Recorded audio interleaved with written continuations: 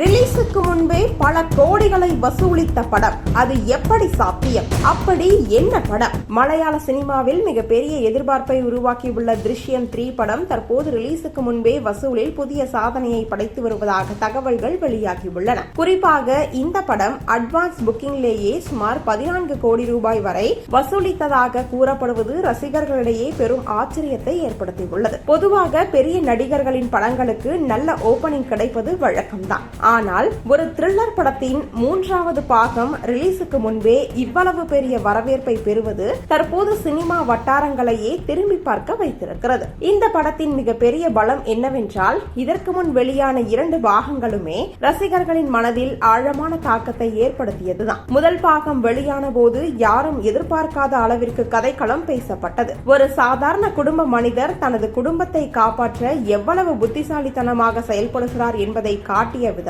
ரசிகர்களை மிரள வைத்தது. குறிப்பாக நடிகர் மோகன்லால் நடித்த ஜார்ஜ் குட்டி கதாபாத்திரம் இந்திய சினிமாவில் மறக்க முடியாத கதாபாத்திரங்களில் ஒன்றாக மாறியது. அதன் பிறகு வெளியான 2ஆம் பாகம் இன்னும் அதிக எதிர்பார்ப்புடன் வந்தது. முதல் பாகத்தை விட 2ஆம் பாகம் எப்படி இருக்கும் என்ற கேள்வி இருந்தாலும் வெளியான பிறகு ரசிகர்கள் மட்டுமல்ல, சினிமா விமர்சகர்களும் அதனை பாராட்டினார்கள். காரணம், 2ஆம் பாகத்திலும் அதே சஸ்பென்ஸ், அதே புத்திசாலித்தனமான திரைக்கதை, அதே குடும்ப உணர்வு அனைத்தும் மிக சரியாக அமைந்திருந்தது. குறிப்பாக கடைசி சில நிமிடங்களில் வந்த திருப்பங்கள் ரசிகர்களை அதிர்ச்சியில் ஆழ்த்தியது. இதனால் திருஷ்யம் என்ற பெயரே ஒரு தனி பிராண்டாக மாறிவிட்டது. இப்போது 3ஆம் பாகம் உருவாகி வரும் நிலையில் ரசிகர்களின் எதிர்பார்ப்பு உச்சத்தை எட்டியுள்ளது. இந்த முறை ஜார்ஜ் குட்டி என்ன செய்ய போகிறார்? கதையில் இன்னும் என்ன ரகசியங்கள் இருக்கும்? மீண்டும் போலீசாரை எப்படி ஏமாற்ற போகிறார்? போன்ற கேள்விகள் சமூக வலைதளங்களில் தொடர்ந்து பேசப்பட்டு வருகின்றன.